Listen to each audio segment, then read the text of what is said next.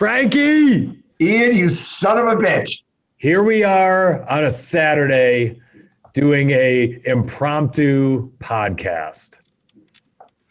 The ego of the 21st century, or the technology of the 21st century, allows you to have such an ego that we think our important take on today's topic needs to be heard in real time. There are at least 11 people that religiously listen to our podcast that want to know our take on the breaking news that happened overnight. I mean, the power trip that we're having on, we need to record this today for our loyal listeners. Can you imagine what Howard Stern deals with? All right, let's set the scene a little bit. It's a Saturday. I'm at home. Ian's in his new office, for those of you that are watching. Let's see. My 2-year-old just woke up from a nap, so our timing is perfect. Perfect. It could be a lot of editing on this one. A lot of editing. It could be a hurry up and blow through the 80% of the agenda at the end. There is no doubt. So why we're recording today, story that Frank and I kind of know either side of pretty well. Breaking news came out in the world of sports. Urban Meyer, who is the coach of the Jacksonville Jaguars, made a very controversial hiring a couple of days ago. Hired a strength and conditioning coordinator who had been fired from Iowa University after being there for years. He was the highest paid strength and conditioning coordinator, and he was fired in June of this year, with the severance, with all of that, after a sizable lawsuit against him by a number of former football players. And we're going to get into all of the details of this. I find this fascinating because a large contingent of my friends from Chicago went to Iowa. So on the text message thread, this has gone around and around. Good friend of a bunch of guys that went to high school with my wife, played at Iowa. So we know somebody well who played while this guy was a strength and conditioning coordinator. This goes back years, obviously. So tangentially, I know about this story because I'm just, a lot of texting going back and forth on, can you believe it? What's happening? All this stuff. And obviously, Urban Meyer as well as any college coach around because that was your dude. Yeah, so Urban Meyer was a coach at the University of Florida. I didn't look up the exact years, but I believe it was 2007 through 2013. 2005, because they won a national championship in 2006, and they won a national championship in 2008. And so I'm a huge fanboy of Urban Meyer, but I was more of a fanboy 2 decades ago because of things that have unfolded. And what's funny about this conversation is I thought Ian was going to be very, very, very much keen to talk about what I wanted to talk about, which is the Urban Meyer side of this. And he really wants to talk more about the strength and conditioning coach side of it because of kind of our loyalties. His loyalties and his familiarity more come from the Iowa connection that he just explained. And for me, I went to Florida. I didn't play football at Florida, but I went to Florida. I was a fan. And my sister just happened to be in school the exact same year as Tebow was in school. So that's like the golden era of Florida football. And Urban Meyer was the coach during all of this. So like our perspectives on this are different. Now, one thing that I think Ian and I are aligned on, and we talked a lot about it, Urban Meyer is brilliant with where he goes to work. So like we've talked about like how he is as a reclamation specialist and goes into places with tons of talent and tons of opportunity and like the right amount of salary cap and all these green shoots. And then he goes in there and just makes huge changes in a short period of time. And that could be a separate podcast. But what I think we're going to talk about today is a different facet of someone who's incredibly smart with where he positions himself. A big reason why I want to talk about it is I'm in awe a little bit of the choices that Urban Meyer has made in his career. It's a very carefully curated career. As soon as he figured out that he was peaking at Utah. He left, went to an amazing program that he knew had been down for a few years, so there wasn't much downside. Expectations were low. This is the move from Utah to Florida, or when he goes to Utah. Yep. Went to Florida. When he went to Florida, yeah, both, right? But when he went to Florida, expectations were kind of low because they'd stunk for a couple of years. So yeah, they had a great recruiter who couldn't get the talent to perform in Ron Zook. It actually, Ian, it's the same thing. We can get into it really quickly. It was a little bit of the same thing at Utah. They had a coach that was a little bit older, kind of like Bobby Bowden in his last few years at Florida State, and they had tons of talent on their roster. They couldn't get it to perform. They go undefeated at Utah in his second season. They have Alex Smith on their team, who's an incredible player who's still in the NFL today. He goes to Florida. He goes from Bowling Green to Utah to boom, the top of the SEC. And 2 years after he gets to Florida, he wins a national championship. He leaves. We're going to talk a little bit under the circumstances he left, but when he chose his next head coaching job, it was another brilliant choice. He followed a good coach who had recruited very well to the best football program in the Big Ten at Ohio State. And he also followed after a scandal where the coach before him was unceremoniously booted out because of the tattoo scandal, which may or may not even be a story if it was today. So he just, in my opinion, he has done everything right from choices and picking the right context to go take his talents. He's been brilliant. He's been textbook on how to go leverage your experience, your skills, your knowledge to more money and better opportunities. He's not made many gaffes like this, which is why I found it to be a shocking story that he did this. And my argument is this is consistent.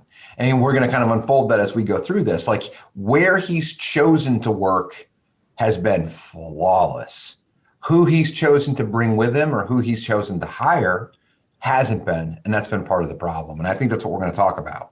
So here's the background. So if you're not a football fan and you're not really following the story, so Urban Meyer was hired by the Jacksonville Jaguars in January of this year with a ton of fanfare. The Jaguars have drafted very well in the last 6-7 years, and they lose them. They've always stunk, so they've been drafting well for 20 years since they've been in business. But in reality, what you're talking about, the core team is actually they got some talent. They've drafted really well. I mean, look, the Lions have stunk for 20 years, and we can't draft well. I mean, we just having high picks. They've drafted well, and they've stunk anyway. So Urban Meyer again chose perfectly to come into a toxic organization that's very broken, where expectations are about as low as possible in Florida, and he knows he's got the number one pick and a generational quarterback. So again, very smart coming into Jacksonville, and it was the glamour hire in the last 5 years in the NFL. I can't think of a bigger NFL hire than Urban Meyer is on the Mount Rushmore of coaches today, college or pro. He's a famous coach. I mean, it's a dated reference at this point, but it was almost like when Nick Saban went to Miami because he was looked at as a savior. Now, Nick Saban has gone and won. It's kind of like the argument of we're all our net worth together. When Jeff Bezos comes into a room, it all goes up significantly. But like, I mean, back then he had one national championship. He's got 6 or so more, but it was a big hire. Like that's the last splashy guy that I can think of that's been like Urban Meyer going to, and that's been a decade. Yeah. Anyone who watches the NFL could tell you who the Jaguars hired. Most people could not tell you who the Lions took or the Jets took or any of the other open positions, the Chargers, but everyone knows the Jaguars got Urban Meyer. It's a big spotlight on him. To summarize this a different way, my wife knows who Urban Meyer is, and my wife, while we were walking into the University of Navy versus the Southern Methodist University football game, looked at me and asked, and she's a college professor, is this college or pro? And she knows who Urban Meyer is. She was not joking. So Meyer gets hired on Thursday of this past week. Urban Meyer and the Jacksonville Jaguars announced that they've hired Chris Doyle as the new strength and conditioning coordinator.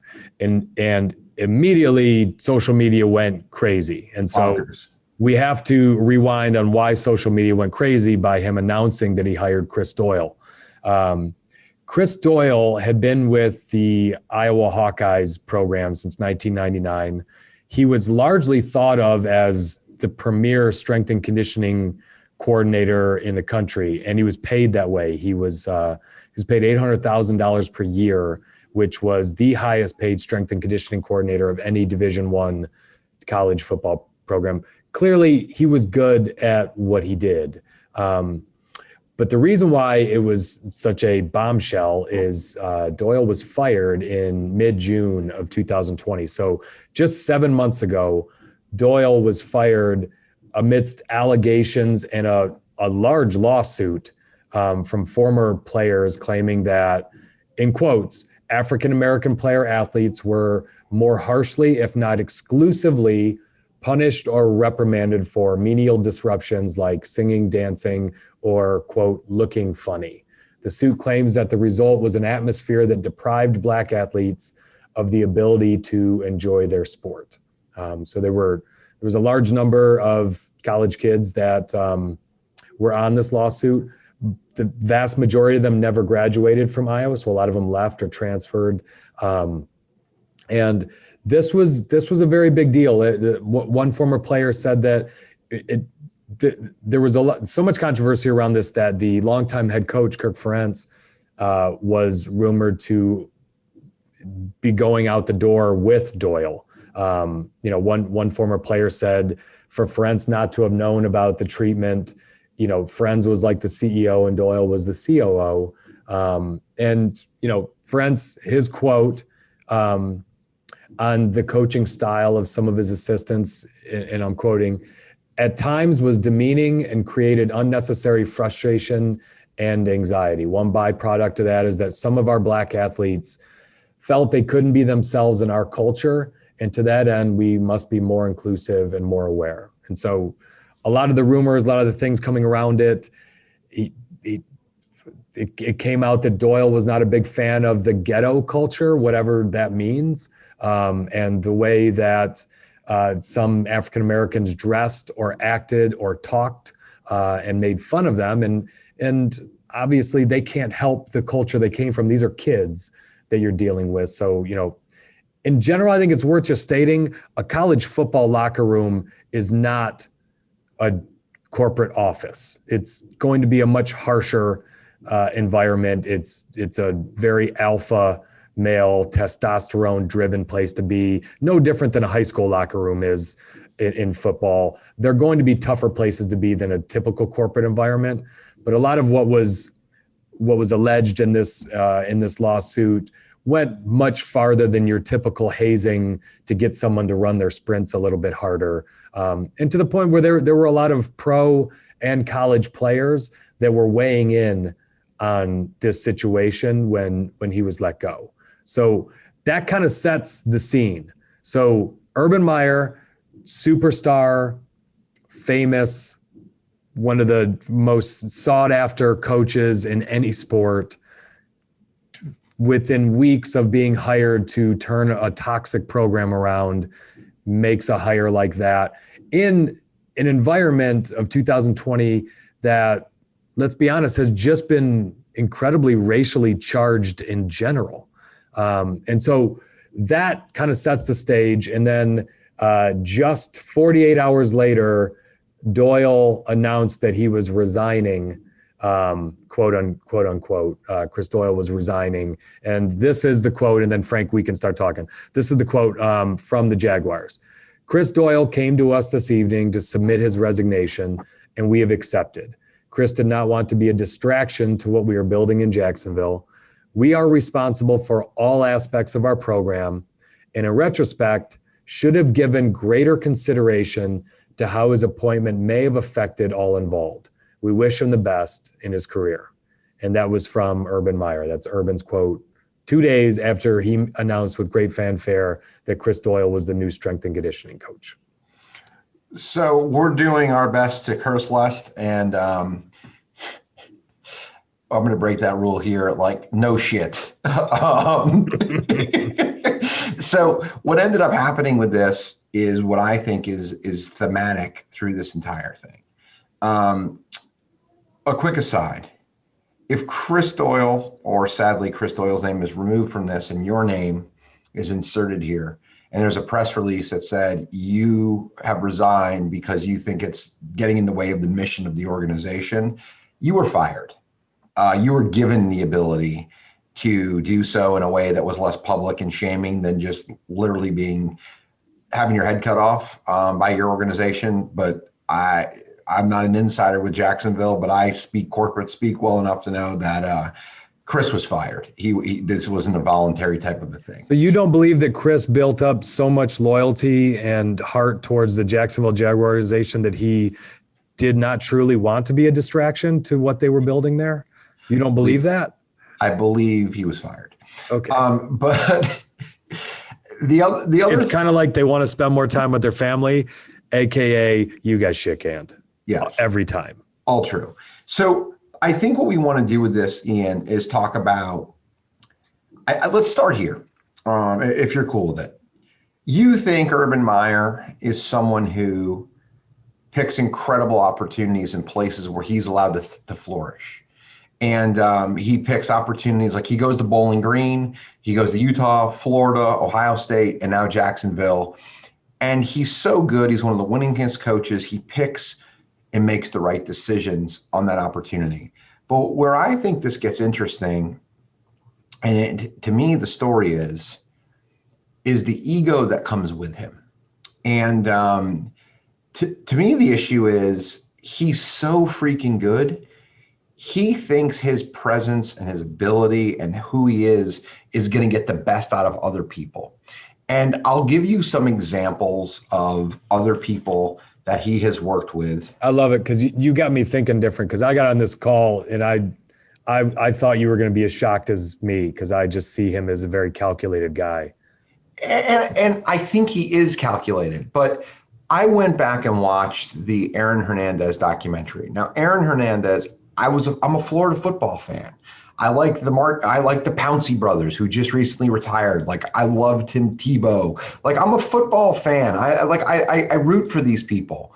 And when they take the jersey off and they get off the field, in some instances, people playing a violent sport do violent things.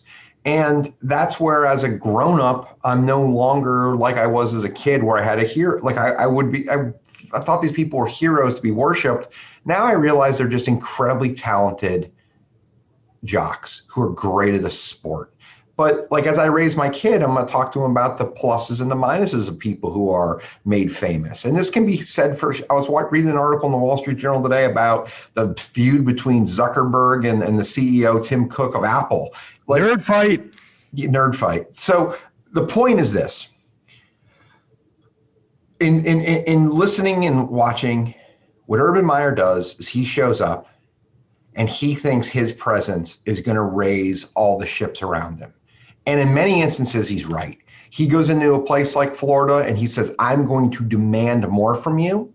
And because he says he's going to demand more, the team performs better. And that's the reason 2 years after he got there, he took a team that was like, 6-4 or 8-4 and took them to national champions in 2 years, because he got more out of them. But on the backside of that is the ego that goes with, I can get more out of you, is I might be able to impress upon you my belief system. And it didn't work with several people. Zach Smith is someone who was fired from Ohio State that Urban Meyer ultimately he got suspended for several games because he kind of boosted this guy up. This guy was someone who has domestic dispute charges on his record. Urban knew it. And he said, hey, I know his dad. I know him. It's okay. We can look the other way. And where we are in the 21st century, you can't do that. In addition, there was Cam Newton. Now, Cam Newton ended up leaving Florida, going to a school called Trinity Christian in Texas. He won a Division II national championship. The next year, he comes back and he plays at Auburn. and he wins a national title there, and he goes first overall. And 11, 12 years later, he's like, he wins the MVP, he's played in the Super Bowl. He's incredible. But he also had a checkered past, and he got kicked off of the team at Florida because he stole a laptop, allegedly. And I mean, Ian and I are not in the press. We're doing this based on things we read. But this is yet another person that was an incredible talent that Urban Meyer thought he could boost up. The worst example is Aaron Hernandez. Aaron Hernandez was a Florida Gator. He won a national championship at Florida. Like, he was incredible. I remember rooting for this guy. I was at the national championship game that they won in 2000. It was January of 2009. Like, we rooted for him. And several years later, he gets arrested for murder and he gets convicted. Like, this is someone who had a sketchy past, who was on drugs, who had a lot of bad stuff going on around him. But Urban Meyer's ego and his self-belief, in one way, unharnessed, allows him to accomplish these amazing things. But in another way, it makes him make a terrible hiring decision on someone who's using racial slurs and was just fired from the preeminent strength program in the country. And this is the worst part, Ian. He didn't ask anybody. It seems to you and me like he didn't ask anybody on the team. He just did it. And I think we both need to make clear, I don't know Chris Doyle. You don't know Chris Doyle. There are a lot of players that came out in defense of Chris Doyle. Great guy, made me into a man, awesome coach. I love him. This is whining. There were players on the other side of this saying that they didn't agree with the lawsuit. They thought it was defamation. So on either side, I have no idea what he did, what he didn't do, but there's enough in the head coach's quotes to say that he's accepting some responsibility, that the culture was not an inclusive one for African Americans. So let's put that out there. The head coach said that. Right. So when a head coach and one who's respected in Kirk Ferentz says that 7 months prior, and you are the head coach of an NFL team. Now the NFL is 69% African American. You are going to have to walk into that locker room and lead those men. And these are men now. They're not kids anymore. These are men. And you make that decision without talking to the team. And we're going to get into that a little bit. But his quote, which really set off a number of different advocate organizations. I've known Chris for close to 20 years. Our relationship goes back to when I was at Utah and he was the #1 strength coach. He was doing sports performance before sports performance became a high priority. I've known him. I've studied him. We've had a relationship. I've vetted him thoroughly along with our general manager and owner. I feel great about the hire, about his expertise at that position. We vetted him thoroughly. Sports performance is going to be a high priority. So nowhere in that paragraph, to me, does Urban Meyer say anything about his character. Everything is about his technical competence, his ability to build muscles on a team, his sports performance coaching abilities, and how important that is to an organization. In no way does he say, I vetted this with former players, with current players. I talked to my captains. He doesn't do any of that. And so, I think let's kind of break this thing apart a little bit. I vetted him thoroughly along with our general manager and owner. So, Frank, let's put ourselves, and I'm gonna combine a number 9 and 7 here on our agenda, but let's put ourselves in the owner and the general manager's position. So I'm not sure Urban Meyer went to them. I'm not, maybe he did, maybe he didn't. I'm speculating at this point. But I would be shocked if the owner who was there, and I think it's important to say this, Jacksonville has repeatedly been accused of having a toxic culture. Pro Bowl players screaming to the press, get me out of here. Jalen Ramsey, Calais Campbell, Dante Fowler, Yannick Ngakoue. These are all absolute top of the league first round pick stars screaming, get me out of here, trade me or I'll retire. That bad. It's been ugly. Jacksonville, more than any organization, Houston might take them over soon, but Jacksonville, more than anyone, has been losing talent left and right. They're like an office that has a bad turnover problem. Yeah, or like to me, the other one in the NFL that's really terrible, like the Raiders have gotten their act together since Gruden's got there, but Cincinnati's this way. They just can't, it's awful. That's right. And so one, if you're the owner, Frank, and Urban Meyer really did come to you and say, hey, look, I want to make this hire. I know this guy. I've known him for 20 years. And you even did some rudimentary Google searching. Let's say you didn't even know the story. You weren't following the Iowa Hawkeye story of June. And let's be real, no one follows Iowa Hawkeye anything unless it's a big story like this. So maybe he didn't know about it. But if you just ran a Google search on his name and you know what your organization has been accused of, you're the owner. Is there any way you don't call a timeout and say, do we need to do this? It's a strength coach. We can't find another strength coach right now. Do we want to die on this cross?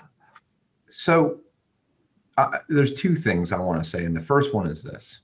You read the quote from Meyer and you stopped with sports performance is going to be a high priority. The next thing he said, there was a slightly different quote, but he goes, once again, I'll explain that if it becomes a question. This was the hiring. The one thing I'm very confident in is that I would imagine within a year or two, we'll have the best sports performance team in the National Football League. So Urban Meyer is the ultimate salesman. He's got high ego drive. He's being paid $12 million a year for this role. He's the highest paid coach in the NFL. I mean, more than Belichick. Like, that's a lot of money.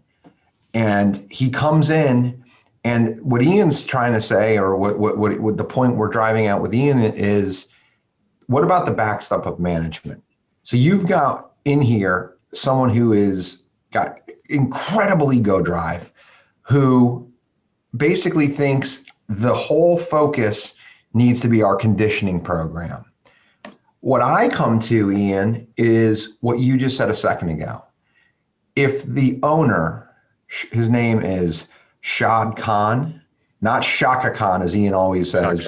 Shad Khan is a billionaire in a different business. And if he doesn't know that this guy had an issue at Iowa, his NFL franchise worth billions of dollars has worse technology than my company with 30 employees on background checks. Like, it's ignorance. So there is something that was just absolutely overlooked. I think Ian saying all these players left. There's a reason the Jaguars are a dumpster fire. It starts with management. Like, there's a book on my shelf behind me it's called Dynasty. It's about what Robert Kraft did with the Patriots. And it started with character and with people. And I don't think, based on what I read in Dynasty, this hire makes it. Like, they could have talked about it in the back room, but that's the difference between a good ownership group like what the Patriots have and something like this, where it's like, hey, we're going to make a decision because we're going to have the best strength program in the NFL within 2 years. His reasoning. It's terrible. It's the reason why people hire jerks into organizations, but they say, damn, he's going to sell though. This guy can sell. Everyone's going to hate him and it's going to just destroy the morale of our office, but he can sell. That's a terrible reason to hire someone or to keep them. We talk all the time. That's the guy you fire, is the guy who sells but makes everyone feel terrible because you're sending a message that results are all that I really care about. I don't care about how you all feel as a team.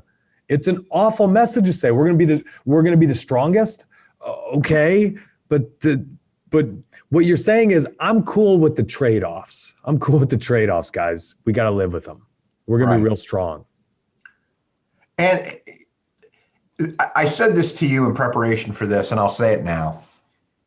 I believe Urban Meyer is the one who made this decision, but again, I don't have inside access. It's just what Ian and I believe and what we've read.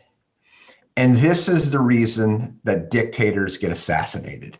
It's absolutely caring for no one but yourself, being obtuse to the outside world, being tone deaf, being our success comes above all else. It's riddled with ego and selfishness. And that ego and selfishness is what ultimately gets people shot or overthrown when they run countries. And in this instance, it only lasted for 48 hours. There was a swell, like a groundswell, and it was over. But it's yet another bad decision in a career of brilliant decisions. Like also, Frank, don't you think timing is just everything on stuff like this? The timing and the context couldn't be worse. Jacksonville is not a place that needs to be taking a risk hire like this, right? It's a risky hire. It's not stable. It's a very unstable place.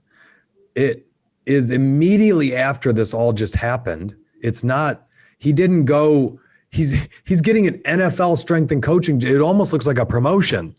It'd be one thing if he went and he took maybe a lower level job in a smaller program, rehabilitated himself, got some people to say he really got there. And then let's say like an organization like the Patriots or the Packers took him in at a little smaller and let him work his way back up.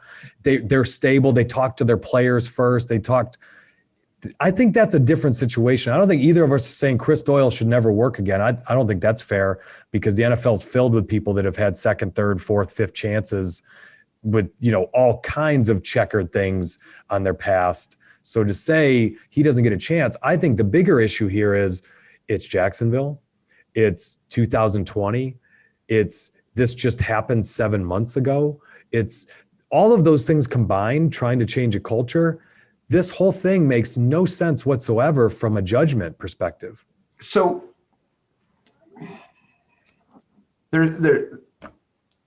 I agree with everything you just said, and I think there could have been a process.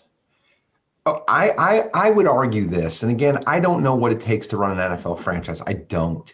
But what I would think is there are a lot of really good strength and conditioning people out there that don't have this baggage. And so it's a risky hire. But let's put this on the table. Ian and I are no choir boys. We have had massive, massive, massive screw ups.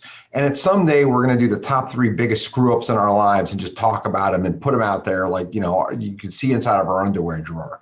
I've had a massive screw up in my life. I've had a couple of them, and I've been forgiven. But it wasn't immediate. It wasn't 7 months later. And again, everything that I sourced from this was from ESPN.com. But I read about 8 articles. This is what I didn't hear. Remorse, rehabilitation. He'd gone to counseling. I saw none of that. All I saw, read, and heard is that this person had this problem not very long ago, and now he's getting a position that's actually, like Ian said, more of a promotion. And there has been no process of rehabilitation or set of steps. All Meyer talks about is he was a great strength coach. That's it. You don't even talk about what happened at Iowa. It's almost like it didn't happen. Like if I just talk about strength, everyone will ignore everything else. Like the reason why he's not employed anymore, why he was available in the market. If he's the best, I'm leaving inconveniently, I'm leaving it out that, why he's available, why I was able to go snag this star. You and I have talked about, the story better than I do, but like the emperor who shows up with no clothes. Can you talk about that real quick? Like what's the myth? It's an old fable of a king that got to the point where everyone was so scared of him that they wouldn't tell him the truth, and a couple of shysters came and sold him a bag of goods that they were going to give him the most beautiful wardrobe ever, and they just faked it and put on nothing on him and put him in a mirror, and he was embarrassed to say he couldn't see the clothes, and he walked around the streets, and everyone on the streets just clapped and said, "Your clothes are amazing, King," because no one would tell him the truth because they were scared of the repercussions of saying, "You're buck naked walking around the streets." And so that's what happens. So I don't know if that's exactly what happened here, but it seems like it. It seems like someone with a ton of power is saying, we're making this decision, myopic and blind to everything else going on around us, and to hell with any other reasoning and logic. And what I'm telling you is, someone who is a huge fanboy of Urban Meyer, it's tiring. It's like you watch it, it's like, oh, here he goes again. This is yet another one of these situations. And ultimately, the NFL is something that we play fantasy football around or gamble on or watch as a distraction. But what I think is critical in the takeaway from this is this. If you are building a business, or if you're running a business, or you're inside management, you need people that will be honest with you. You need to confront things. You need to not turn a blind eye to huge red flags on resumes. And it needs to be talked about and done. If you're going to make a decision based upon this situation, it would be completely different if there was his 4 captains, the GM, and the owner all talked about it and they said, no, we're all on board. But that wasn't it. It's not it. So here's one more quote from Urban, because Urban was challenged by a reporter on, what did your players think? And his quote was, I'm going to be very transparent with the players like I am with everything. I will listen closely and learn. And also there's going to have to be some trust in the head coach that we're going to give them the very best of the best, and time will tell. The allegations that took place, I will say to the players, I vetted him. I know the person for 20 years. I can assure you there'll be nothing of any sort in the Jaguar facility. So everything he's saying is, I will talk to the players later, and trust me, I know what I'm talking about. That's where the ego comes in, right? There's gonna have to be some trust in their head coach. I will listen, but guess what? I already made the choice. So you're gonna listen after, and what if they all say, we hate this? This is awful. He's basically saying that I'm gonna say, trust me. How do I trust someone that didn't even get my opinion on something this explosive? So to me, when you're addressing a locker room, when something like this has happened, how do you not say, I talked to 10 of you and you gave me great feedback, and you all talked to 10 or 12 of your friends in the league or people that were close to it, and this is what we all talked about, and let your players help you communicate some of this and check on it. To me, I think the most tone-deaf thing that happened in this whole thing is he made the decision and didn't talk to his players. It was like they didn't matter. And as soon as we saw this thing come out, it was like, that's going to blow up. I'm not into cancel culture. I'm not trying to be woke. I'm not into any of that shit. But this one was so obvious when I saw the report come out that it was going to blow up. It was so obvious. Everything about it was, what are you doing? What are you doing? And that's not me being woke. That's, what are you doing? I knew that enough woke people were going to lose it, and that enough people that are involved in this were going to be upset, and for good reason. You can't make decisions like this without talking to everybody.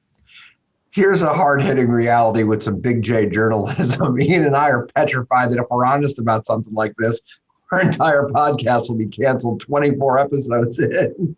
Yeah, I don't even know if anyone knows about us to cancel us, but we could get canceled. If I got canceled, it'd be pretty cool, though. It would save us like 6 hours a week of our time. There's no doubt. So that to me is one of the things that I think is one of my biggest takeaways is, you can't make a decision that is potentially controversial without talking to your team. I mean, even you at Cava, I didn't even like to hire managers without having a few people that would work for them get in on the interview panel. I would like to try to get their opinion and see what they thought on something like this. But another question I want to ask you, Frank, just thinking about it. Urban Meyer was the prize of this offseason. He was the coach everyone wanted, right? The Lions surely would have loved to have got him. He was going to make the most money. So you could kind of picture the Jaguars selling so hard to Urban Meyer. So that owner, that GM, the executives selling so hard, we got to get Urban, that within a couple of weeks when he says, I want to hire this guy, they're probably still a little bit in sales mode. We want to give our prize hire what he wants. That no one, so this one's almost like a reverse emperor in new clothes.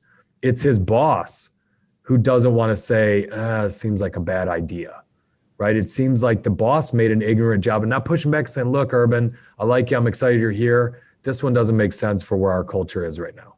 So it's either that or the boss is equally clueless.